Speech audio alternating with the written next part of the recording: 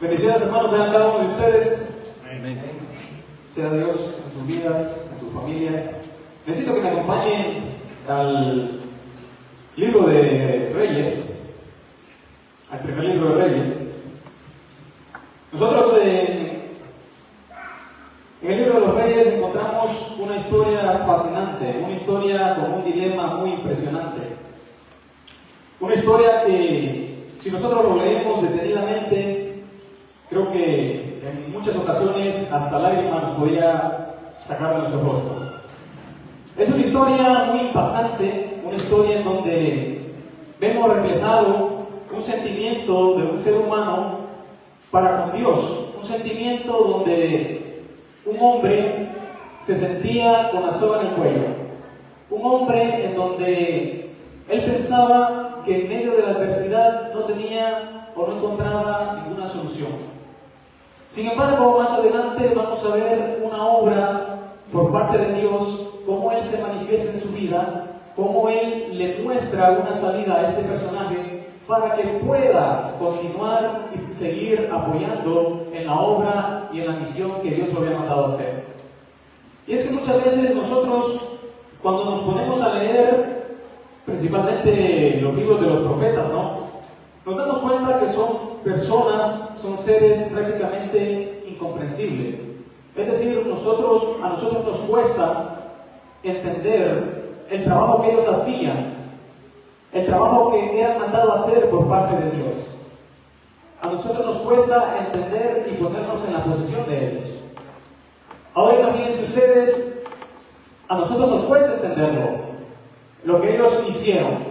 Ahora imagínense ustedes a ellos que les tocaba vivirlo. Era tan difícil, era tan complicado entender la manera en cómo Dios obraba por medio de los profetas para poder enseñarles, para poder exhortar, para poder rescatar a un pueblo que estaba prácticamente perdido. Muchas veces la vida de los profetas no es tan considerada porque obviamos su obra, obviamos su trabajo. Muchas veces no queremos ni siquiera acercarnos a lo que ellos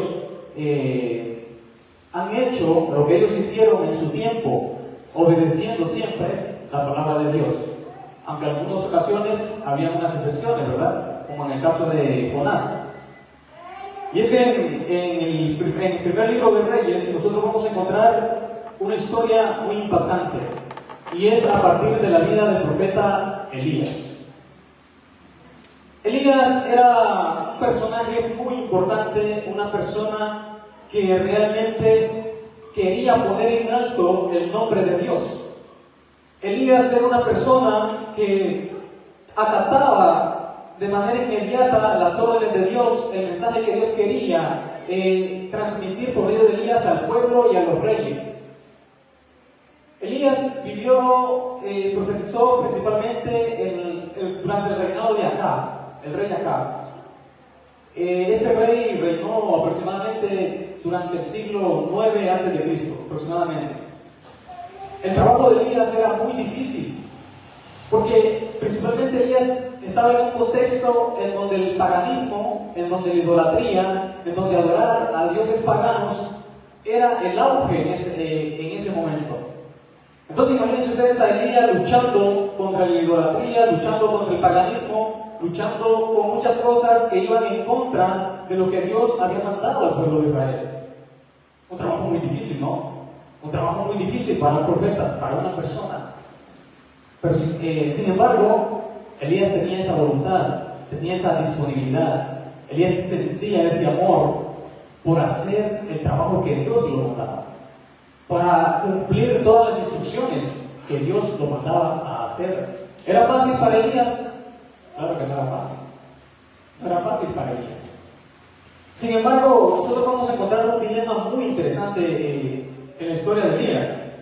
Quiero que me acompañe al primer libro de Reyes, capítulo 19, verso del 1 al 4. Vamos a comenzar con esos 4 versos.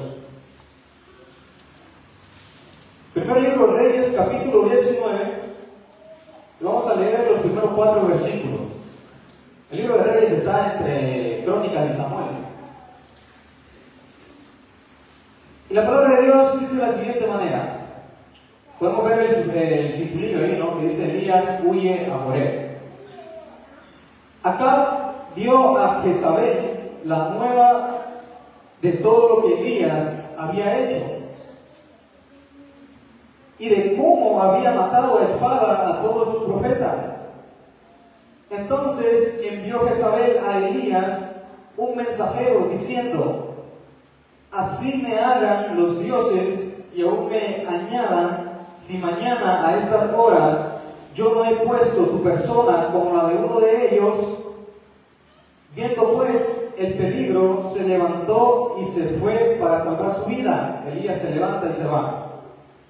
Y vino a Beerseba, que está en Judá, y dejó allí a su criado. Y él se fue por el desierto un día de camino, y vino y se sentó debajo de un enebro, y deseando morirse, dijo: basta ya, oh Jehová, quítame la vida, pues no soy yo mejor que mis padres. ¿Qué pasaba antes de que Elías expresara esas palabras? ¿Qué es lo que le había pasado al profeta Elías?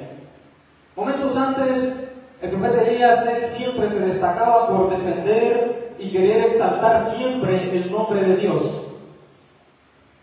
Existía muy popular dios pagano llamado Baal. Ustedes lo pueden leer capítulos antes.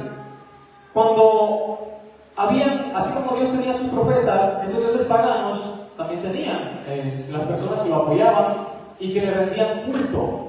En este caso a Baal. Tenía varios profetas, bastantes profetas.